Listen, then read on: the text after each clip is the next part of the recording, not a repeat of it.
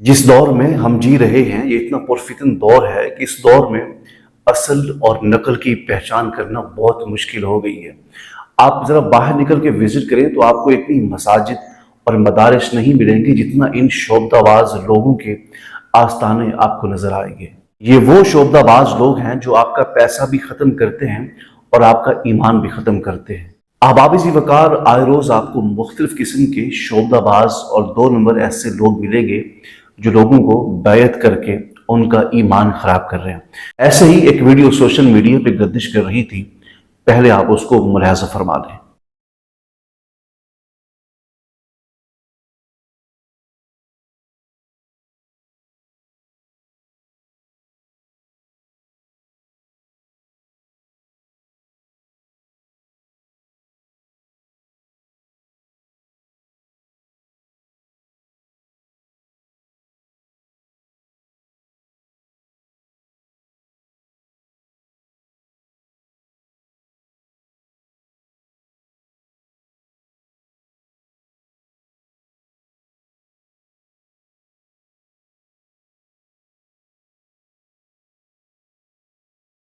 नाज़रीन इकराम, आपने इस क्लिप को मुलाहिज़ा फरमाया है कि किस तरह एक मुरीद की पीर साहब के हाथों और उसके बाकी मुरीदीन के हाथों किस तरह ज़बरदस्त छितरो हुई है। मैं समझता हूँ कि लोगों के साथ बहुत ही अच्छा होता है कि पीर के हाथों मार भी खाते हैं और पीर को अपना सारा पैसा भी लुटा देते हैं। याद रखें, पीर कामिल वो होता है जिसकी नज़र आपकी जेब पर नहीं होती बल्कि आपके क़ल्ब के ऊपर होती है। वो आपसे पैसा वसूल नहीं करना चाहता बल्कि वो आपके दिल को अल्लाह की याद के अंदर हमेशा मुस्तगरक रखना चाहता है।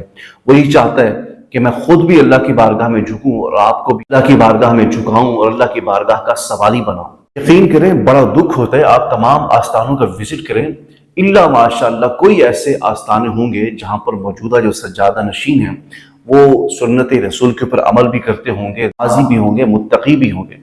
मैं सबकी बात नहीं कर रहा, इल्ला माशाअल्लाह ऐसे आस्थाने मौजूद हैं जहां पर खौफ खुदा वाले सज्जादगान मौजूद हैं, शरीयत और सुन्नत के पाबंद मौजूद हैं, नमाजी, परहेजगार, मुत्तकी लोग मौजूद हैं। लेकिन अक्सर तौर पे ऐसे सज्जादगान आपको नजर आएंगे जिनकी दाढ़ी नहीं है, जिनके साथ शरीयत का कोई दूर दूर तक कोई ताल्लुक भी नजर नहीं आता, ना नमाज के करीब आते हैं, ना रोजा रखते हैं, ना मुत्तकी हैं, ना परहेजगार हैं, कुछ भी नजर नहीं आएगा। लेकिन उसके बावजूद लोग धड़ाधड़ उनके मुरीद भी हो रहे हैं, उनसे अकीदत भी रखते हैं, उनसे मोहब्बत भी रखते हैं। अगर उनसे पूछा जाए कि आप ऐसा क्यों करते हैं तो एक ही जवाब आता है कि ये तो फलां बुजुर्ग की औलाद है, फलां साहिब मज़ार की ये औलाद में से उनके साथ निस्बत ताल्लुक है।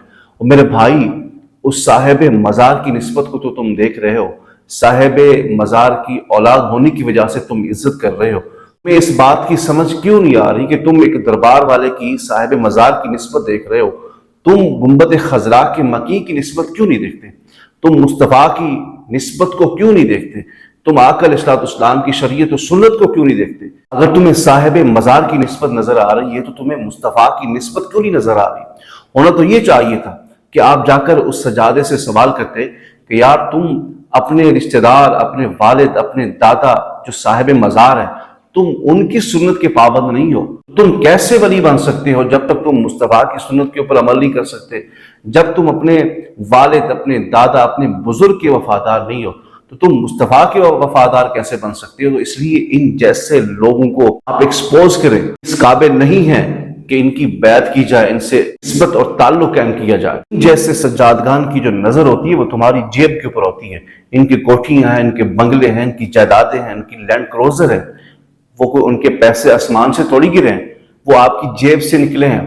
आप इनके दरवाजे पे जाके भिखारियों की तरह पड़े रहते हो और ये लैंड क्रूजर के ऊपर बैठ के, एसी के ऊपर बैठकर और बंगलों में बैठकर अयाशियां करते हैं।